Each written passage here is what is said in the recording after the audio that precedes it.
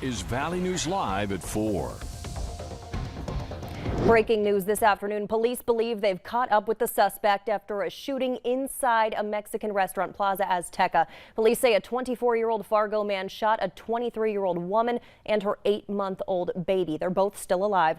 The suspect, they say, then stole a car and left the scene, but police say they've caught up with him after he just rolled his vehicle near Clay County. Let's get straight to Bailey Hurley live at the scene of the shooting. Bailey.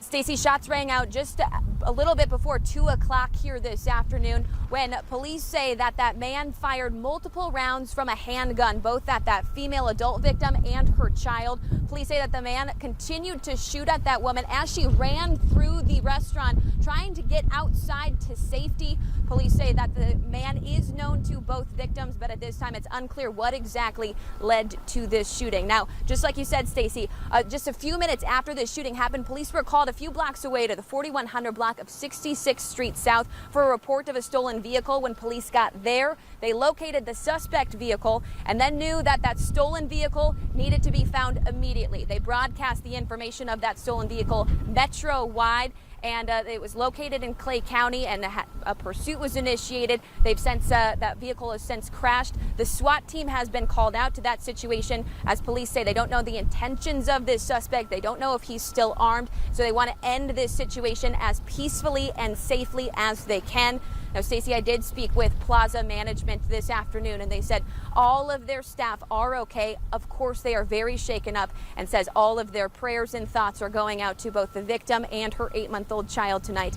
They hope to open up soon, but of course, again, they said their first priority is hoping that these victims are okay. Live in Fargo tonight, Bailey Hurley, Valley News Live. Bailey, thanks for that live report. Now, around the time of the shooting, an all-city track meet was underway between Cheyenne High School and Liberty Middle Schools in West Fargo. As a precaution, those schools and 2 elementary schools were all placed in lockdown. We're told the athletes were sent inside the schools. They stayed there until the all-clear was given. Parents who either came to watch the track athletes or came to pick up their kids lined the streets and waited in their vehicles until school was let out. Like in situations like this, it's important to keep your VNL News app handy for breaking news updates and push alerts. You can download and use it for free. Just search VNL News in your app store. Well, as Fargo-Moorhead was on high alert, a round of hail hit the Grand Forks area. Let's go to Hutch to find out where that weather system is now. Hutch?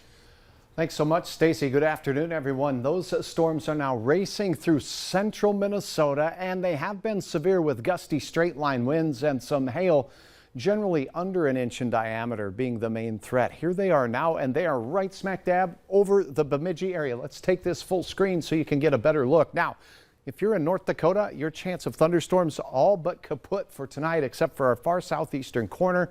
Still a couple of cells rumbling through that area. So a line of strong cells working its way through Becker County, northern and central Otter Tail County, including Lakes area. But this one here, this line has been responsible for the gustiest of winds and measured winds of around 60 miles per hour showing up. Bemidji, it's moving into your area now, and it's moving very quickly. And that's going to limit some of the rainfall we see with this system. It's moving at 50 to 55 miles per hour. So expect gusty winds with those storms as they work their way through. Our area will see the best chance of showers and thunderstorms late this afternoon, early evening. The rest of the evening quiet as everything shifts into eastern Minnesota for the night. But this slow moving low pressure system is going to impact our weather even into tomorrow. We'll show you more on that, but the cold pool of air is on its way. We'll wave goodbye to these 70s that we enjoyed today, near 80 in Aberdeen. Your planner in the Fargo-Moorhead area. Gusty winds from the west. Temperatures will slip out of the 60s into the 50s, and we're on our way to the overnight 40s for Grand Forks. We'll have details on more rain in your forecast for Thursday, and could there be flakes? Yes, I'll have details on when and where in a minute. All right, thanks, Hutch. New information now on a stabbing in South Fargo last week. Newly unsealed court documents are shedding light on the stabbing of a 24-year-old. The documents say police found a victim losing a great deal of blood. Police say while the victim was slipping in and out of consciousness, he gave a description of a white man who had stabbed him. The victim later told police a man named John robbed him of $1,000 before attacking him. Police have identified that suspect as Jonathan Peterson based on video, pictures, and tips from the public. 3 days after After the stabbing last week, Peterson was arrested in Beltrami County. He's facing 2 felony charges, robbery with a dangerous weapon and aggravated assault. If convicted of the most serious charge, he faces up to 20 years in prison. Almost exactly 1 year after being convicted on charges that forced a Jamestown man to register as a sex offender, new charges have been filed for his involvement online with a teenage girl. 23-year-old Matthew Ray Johnson is charged in Stutsman County with 5 felonies, including possession of prohibited materials, indecent exposure, and luring minors.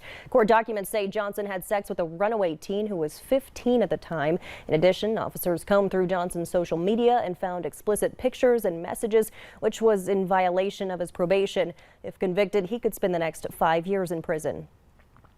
New for you at 4, a Minnesota man is facing up to 10 years in prison for causing a fatal crash on Highway 2 near Grand Forks. That happened last July. Officers say a semi-driver, 55-year-old Stephen Pekowski, was swerving and driving recklessly and showed no signs of braking at a red light near Airport Road, causing a chain reaction crash involving 6 other vehicles and 14 people. 1 driver died.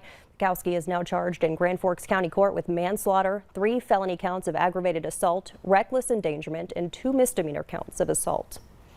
Fire crews spent the early morning hours fighting a dryer fire at an apartment in Moorhead. Someone called 911 saying they could see a red glow from their laundry room.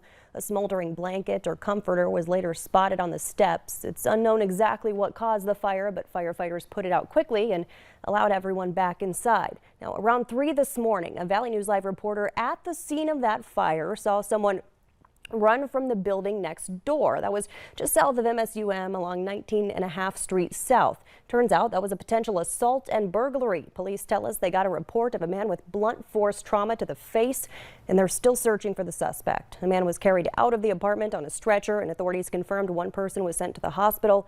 Police say the 2 people knew each other and there is no threat to the public. It's been 1 year since a West Fargo police lieutenant died on duty. Adam Gustafson suffered a heart attack at the police station. A private memorial was held at the police department today. He was also honored last week at the North Dakota Peace Officer Memorial in Bismarck. His name was added to the memorial alongside the 66 North Dakotans who've lost their lives in the line of duty. A former Minneapolis police officer has pleaded guilty today to a state charge of aiding and abetting second-degree manslaughter in the death of George Floyd. As part of a plea deal, Thomas Lane will have a count of aiding and abetting second-degree unintentional murder dismissed.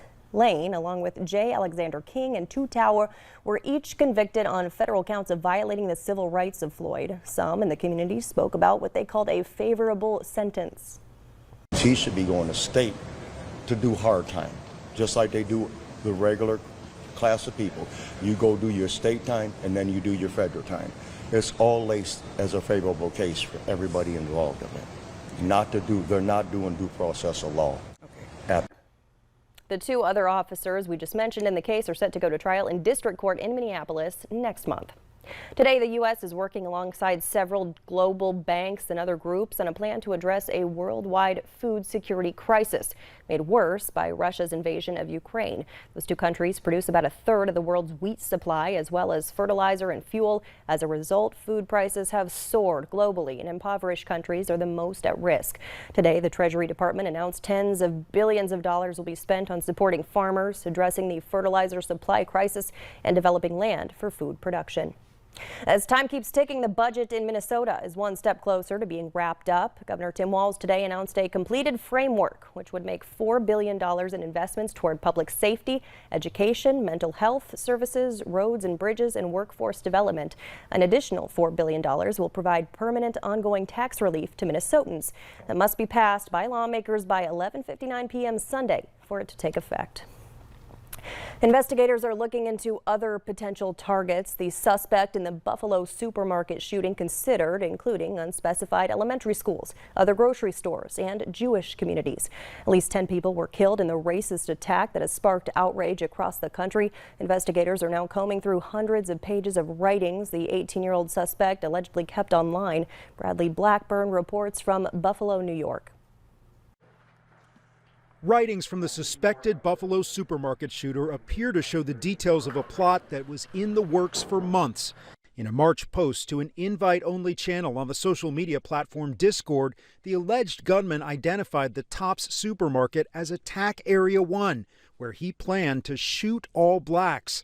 Later that month, posts show he scoped it out in person and uploaded hand-drawn maps of the grocery store. In order for law enforcement to see content in a site like Discord or even private Facebook groups, they would have to be in that group at a particular time. Discord, which has 150 million monthly users, says it has an internal team that works to identify and remove hate speech and threats of violence. CBS News has learned the suspect also identified other possible targets on the site, including schools and Hasidic Jewish communities. Many of the grieving community members here in Buffalo are visiting this vigil just steps away from the Tops supermarket to honor the lives lost and call for change. What are we going to do after this? Because my kid has to grow up here. Julie Hartwell's 8-year-old daughter hid in a milk cooler with her dad as the shots rang out. I was scared for my mom because I thought something happened to her. President Biden visited the community Tuesday, urging Americans to reject white supremacy and the conspiracy theories that inspired the alleged gunman. And I condemn those who spread the lie for power, political gain, and for profit. Some who gathered outside got down on their knees to pray, while others urged them to stand up and fight for justice.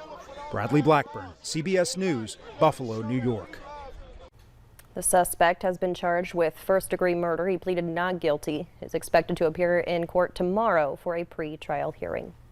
Today, the U.S. Embassy officially reopened in the Ukrainian capital, Kyiv, after a 3-month-long absence. The White House is getting ready to host the leaders of Finland and Sweden tomorrow, in part to discuss their applications for NATO membership.